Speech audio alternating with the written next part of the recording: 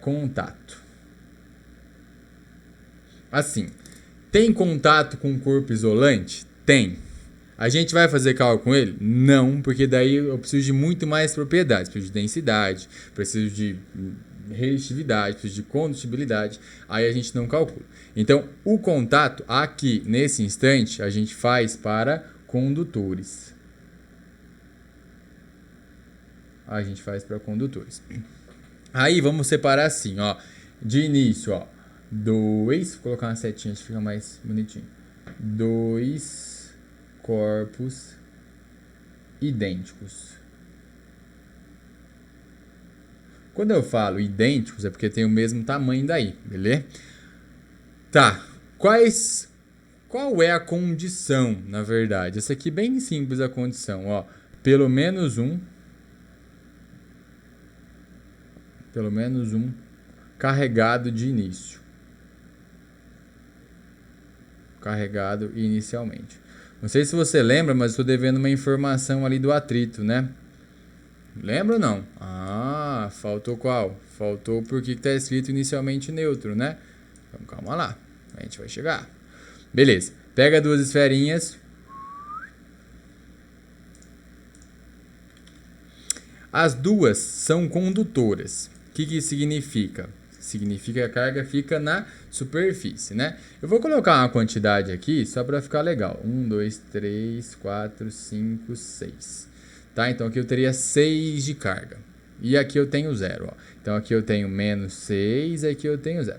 Vou deixar 100 unidades só para você entender de maneira bem fácil isso aqui, tá? Enfim, aí eu venho e eu vou encostar um no outro, ó. O atrito você esfrega. A palavra do atrito é esfregar um corpo no outro. Agora, o contato você encosta.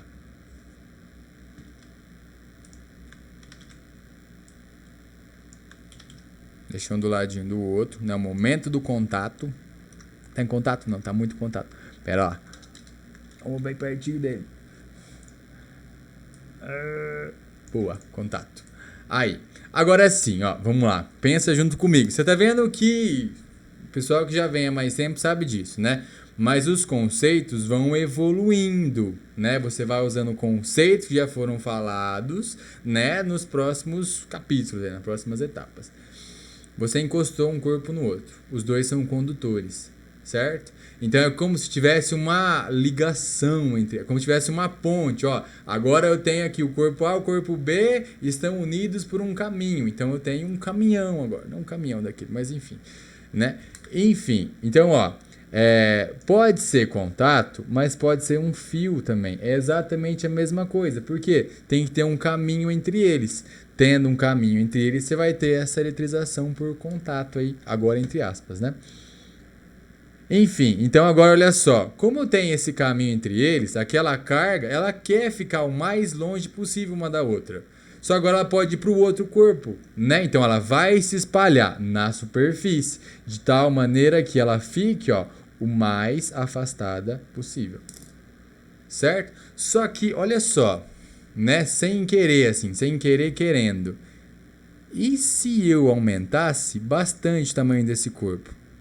Você concorda que daí para ficar mais longe, o que aconteceria? Ela veria mais para esse corpo que está aqui, ó, porque daí ela consegue ficar mais afastada uma da outra? Porque se ela ficasse no pequenininho, vai ficar mais perto, né? Então, para ela afastar, ela vai mais para onde?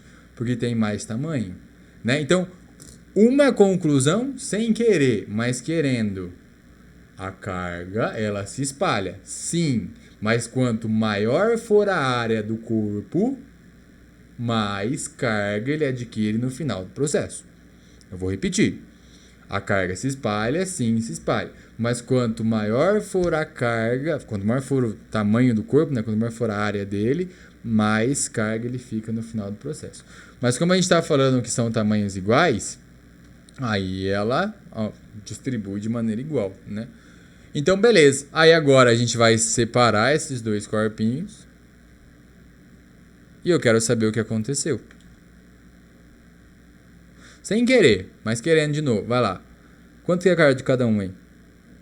Menos 3. Sim ou não? Sim, por quê? Porque você tinha 6 para os dois, né? Como tem o mesmo tamanho, dividir igualmente, para ter menos 6 para 2, você tem menos 3 cada um. Beleza, só que daí vamos lá. Então você tem aqui agora esse cara com a sua carga e você tem esse cara aqui com a sua carga. Aí as carguinhas espalhadas, ó. 3 e 3. Então esse cara aqui ficou com menos 3, esse cara aqui ficou com menos 3. Muito bem, vamos lá, vamos escrever quanto que eu tinha de carga antes. Somatório das cargas antes. 0. Durante, também é 0, né? Mas eu vou colocar depois já, ó. Somatório das cargas depois. O 0, tudo chapado. Menos 6, né? E depois eu tenho menos 6. Vai lá, responde para mim então. Por que que no atrito de início os dois têm que ser neutros? Porque se um for carregado, antes de você esfregar, você encostou, né? Porque para você esfregar tem que estar encostado. Então, para ser atrito de fato, os dois são neutros para que não tenha eletrização por contato. Tudo bem? Aí quando você tem pelo menos um carregado, né? Você encosta eles e você consegue dividir essas cargas. Você consegue perceber, sem eu escrever, que no contato eles ficam com o mesmo sinal? Por que fica com o mesmo sinal?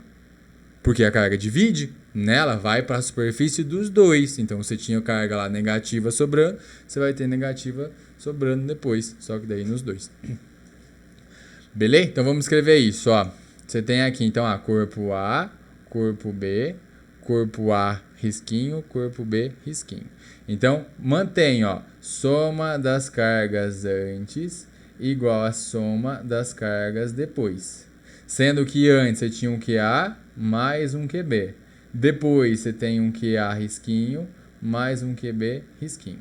Professor, se não for tamanho diferente, acabou aí, né? Sim, acabou aqui. Beleza. Vamos lá, eu já vou puxar uma setinha aqui, ó. Uma setinha aqui. Se for tamanho diferente, aí ele vai cobrar de você esfera, tá? Porque daí a gente tem a relação do raio ali direto. Se for outro aí, a gente não consegue calcular assim, tá? Então, tamanho diferente, esferas. O que você pode falar? Não coloquei quanto maior o tamanho, mais área, mais carga?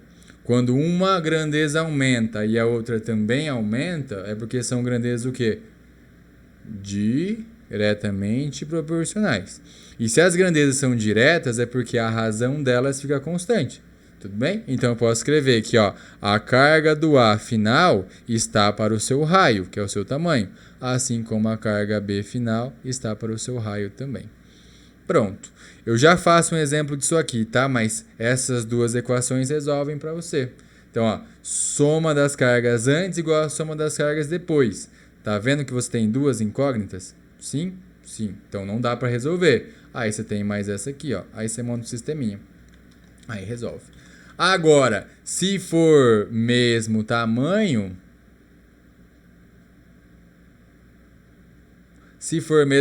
raio do A igual a raio do B corta, né? Ou seja, as cargas finais são iguais. Então, QA igual a QB, que eu vou chamar só de Q, tá? Q'linha. Olha só, então eu fico com carga do A mais carga do B, igual a Q mais Q, né? Uma coisa, mas ela mesma eu tenho 2Q. Por fim, minha carga final é soma das duas e divide por 2. Soma as cargas e divide por 2. Professor, e se fosse 3 cargas? Se fosse 3 cargas, você só tem que tomar cuidado com a diferença de duas palavrinhas. Eu vou falar e eu quero que você comente, né, mentalmente, aí pode ser, a diferença das duas. Entre ser um contato simultâneo e ser um contato sucessivo de 3 cargas. Simultâneo é o quê? Ao mesmo tempo, não é? Então você encostou as 3 ao mesmo tempo e você separou. Se fosse as 3 ao mesmo tempo, ela não ia separar para as 3. O que você ia fazer? Soma as 3 cargas e divide por quanto? Divide por 3. Acabou, é a mesma. Professor, se fosse 4, mesma coisa, soma e divide por 4.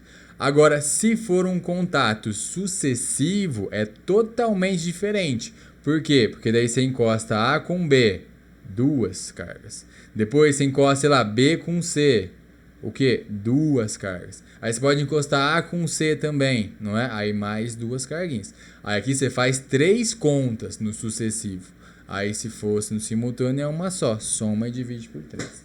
Beleza? Então, simultâneo é ao mesmo tempo, então as 3 colocadas ao mesmo tempo, e sucessivo é 2 a 2. Certo? Beleza? Tranquilo? Professor, faz um exemplo aí de tamanho diferente? Faço. Aqui no cantinho rapidinho, ó. Eu tenho 2 esferinhas. Essa aqui, ela tem menos 9 de carga antes, sem unidade. O raio dela é 1 metro e o raio dessa aqui é 2 metros. Aí você... que estava com 0, tá? Que estava inicialmente neutro. Vamos lá? Essa aqui é o corpo A e essa aqui é o corpo B. O que eu faço? Carga A mais carga B igual a QA mais o QB. Antes e depois. Antes eu tenho 9 com 0. Depois eu não faço ideia. Então, minha primeira equação é que o QA mais o QB, isso aqui tem que dar 9. Beleza? Guarda isso daí por enquanto. Tá vendo que não dá para resolver? Qual que é outra equação? É que a carga do A está para o seu raio, assim como a carga do B está para o seu raio. Consequentemente, ó, você está vendo que o B tem o dobro de raio? Então, ele tem 2 vezes a carga do A. Consequentemente, né, você tem 2 equações, ó. Você vai resolver elas. Na onde tinha o QA, você mantém. Na onde tinha o QB aqui, ó, você coloca mais 2 que é a linha, isso aqui dando 9. Aí acabou, né, ó. 3 QA dá 9, então o QA dá 3. Então, o A depois vai ter 3. E como eu tinha 9 antes, né, se um fica com 3, o outro fica com 6. Tá vendo? Carga antes era 9, carga depois 9 também, né? Só que daí dividida proporcionalmente. Onde esse aqui fica com uma carga, esse aqui fica com o dobro, né? Porque ele tem o dobro de tamanho.